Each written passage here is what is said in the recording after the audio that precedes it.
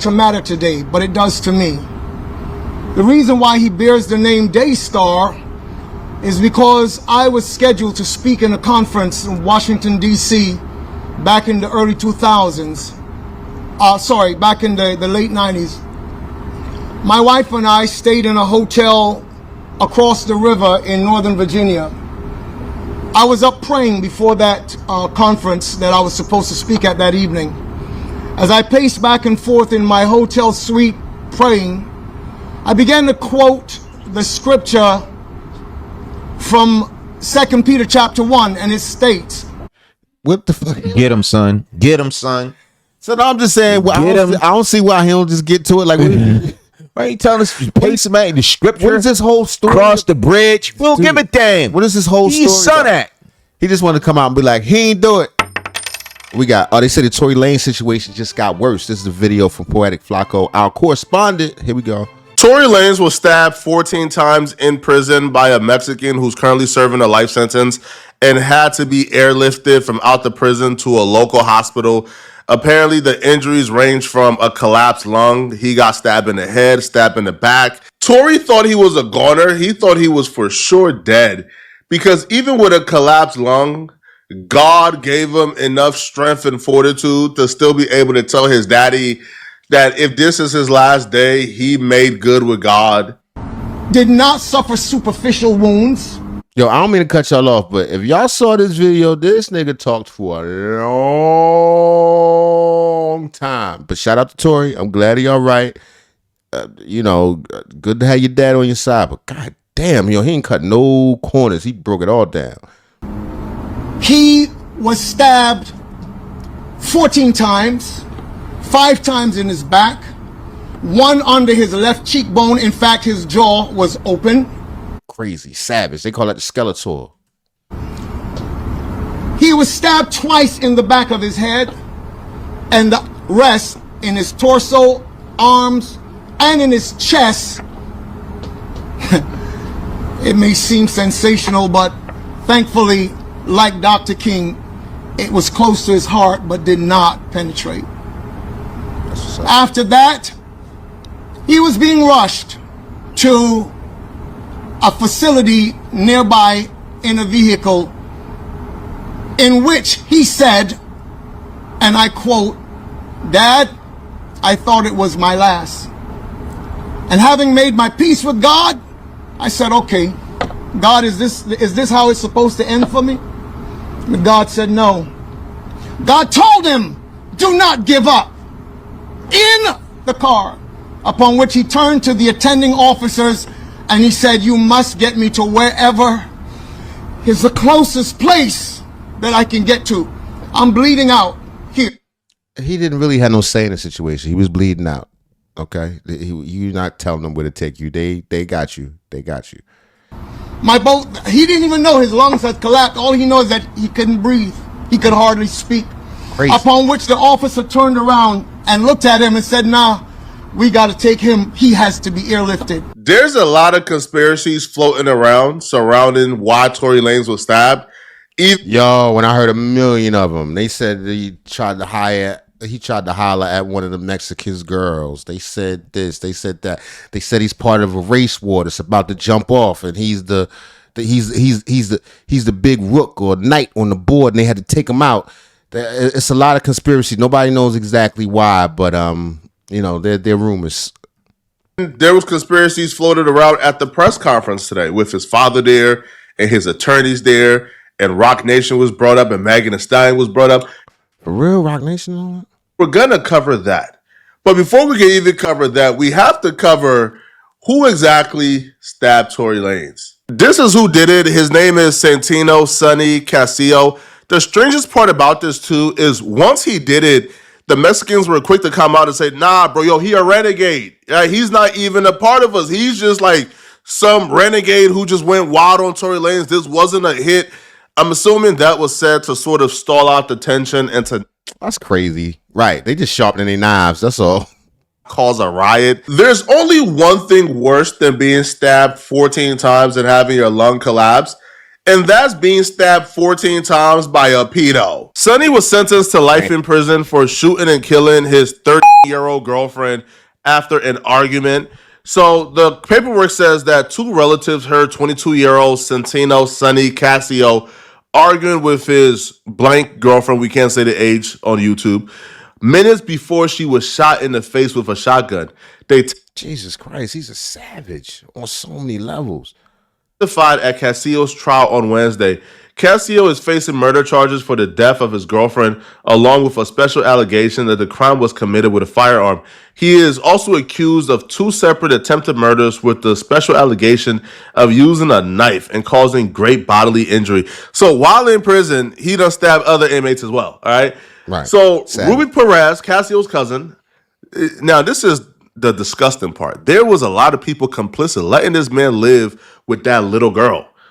So Right, that's what I always wonder when I see they throwing around the word girlfriend very casually. What you mean by girlfriend at that age? the defendant and his little girlfriend, Evelyn Brenda Sandajas, in Perez's apartment in the 1100 block of East Avenue. Perez was getting ready to go out with her friend, Eileen Gonzalez, who was also related to Casillo, about 10 p.m. June 8th, 1-3, if y'all wondering. 2002, when they heard Casillo and Sandajas fighting, and Perez saw Sandajas crying, she testified. Gonzalez and Perez went outside so that Perez could smoke. Minutes later, they heard a shotgun blast, Perez says. Within seconds of the shot, Perez and Gonzalez testified they saw Casillo running from the house. I met Casillo at the door, Gonzalez says. He just looked really pale and shocked or scared and said, I've got to get out of here. He looked like a zombie, Perez confirmed. I've never been to prison, but whenever I hear stories of prison, it's usually tough dudes telling us how they regulate and they got morals, and how guys like Sonny who do crimes like he did are not allowed to be on the floor with them. How they pack. Not usually. Not if somebody, not if they know his paperwork, not if they got him. And roll it up and they go to PC. So my question is, why was this guy openly being able to live around people like Tory Lanez? Why was this guy able to have enough freedom to be, to potentially hurt Tory Lanez? I thought guys like this are essentially like subjugated to like the corner of the jail, and they live in shame forever and they can never show their face again. It looks like Maybe ain't nobody pull his file. was having a good old time. Now, to me, the most interesting part about this, bruh, is how I seen certain Latino creators was running to YouTube to say that this dude who stabbed Tory Lanez, he was not Mexican, and people like myself and Whack 100, we were lying, and it was another black man who did it to Tory Lanez. It wasn't no Mexicans. It wasn't. And I'm not gonna make this video super long and stretch the truth out, because the truth is the truth, and I don't Where he coming from? How you know? You not down? How you? know too much of detailed information, but I know it sure was not no Hispanics. So whatever Whack 100 is saying, he's spinning the narrative, maybe trying to cause friction between the brothers and the essays, whether it's the As if it ain't none know already. What are you talking about? Northerners or Southerners, it doesn't matter. I feel like how is that man always the first one to know information? Am I right or am I wrong? How is he magically somehow the first one that knows everything? So with that being said, they told me it wasn't no racial shit. It was one of Tory Lanez's own people, one of his own races. You know what I'm saying? It wasn't a riot. It wasn't nothing that happened inside Who told you this? the dorm, which can only mean he's on the 1 and 2 yard.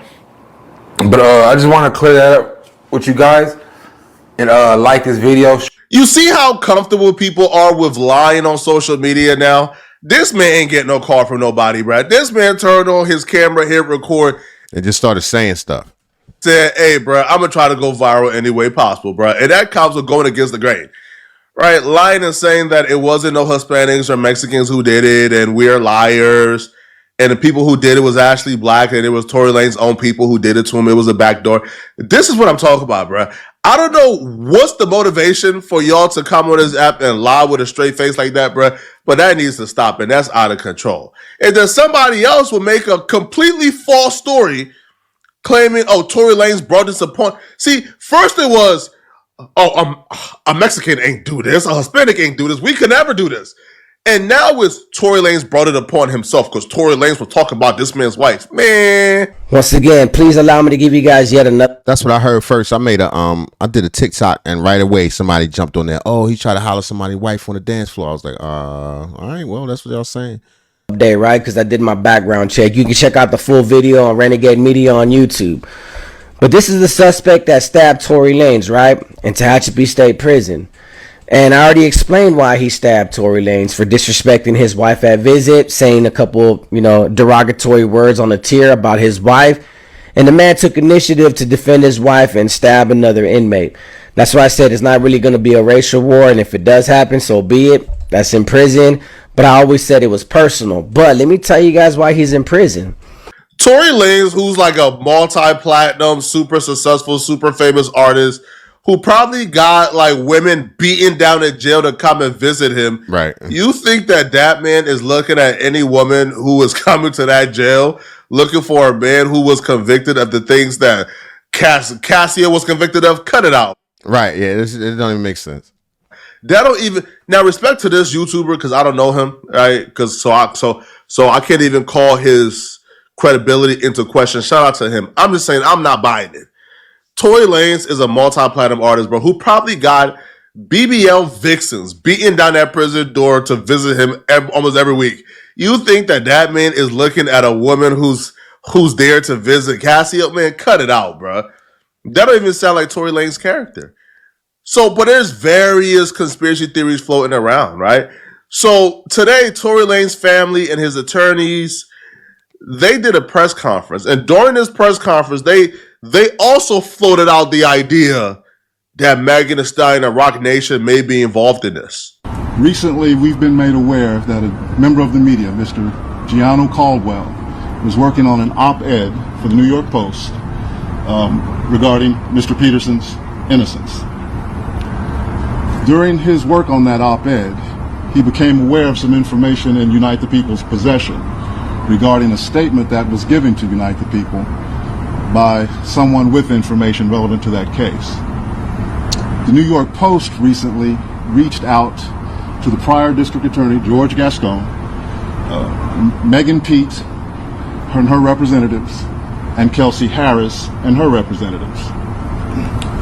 The only party that responded last week was Megan Pete's representatives with a request for more information.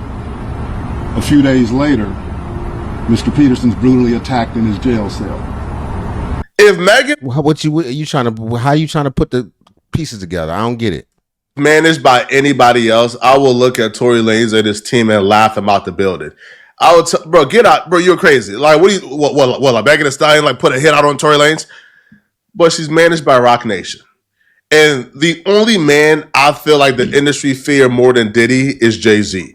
Jay-Z is like Diddy, but Jay-Z is just way more cunnier, way more underhanded. Jay-Z is super slick. Diddy was just an absolute tool who was moving wild and free out here. Jay-Z is a mastermind. Jay-Z got somebody underneath him called Desiree Perez, who, if you guys don't know, she was working for the cartel before she wore a wire on the cartel. Desiree Perez is somebody who could pick up a call and make shit happen. So I heard, allegedly, and get you more money than you deserve on any deal you want in this industry. Oh, that's not what I was talking about, but I heard that too. Due to the stronghold she has on this industry. And it's still a mystery. It's still a mystery why Desiree Perez has a stronghold on the industry. Desiree Perez isn't somebody with a lot of experience. She isn't somebody who had this super and uber illustrious career in the industry. Desiree Perez essentially came out of nowhere, started working for Jay-Z after snitching on the cartel. And Desiree Perez right now is like the most powerful woman in the industry, and nobody knows why. Nobody You think she a plant? That's what you trying to say? You trying to say she a plant from the government? has a clue. Nobody knows, bruh. Why is the industry bowing down to Desiree Perez?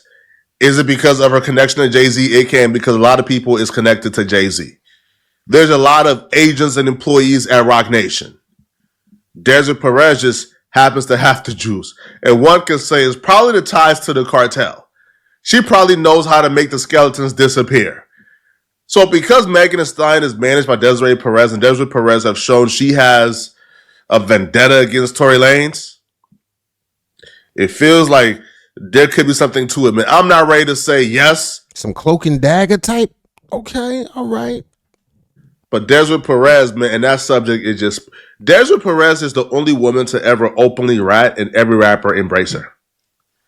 This isn't a woman who told as a bystander. No, she told after she was engaged in helping the cartel traffic hella drugs. This is a woman you don't want to... How's she still walking around for real? Bro. Even that's how you know she powerful. The fact that she just walking around in broad daylight.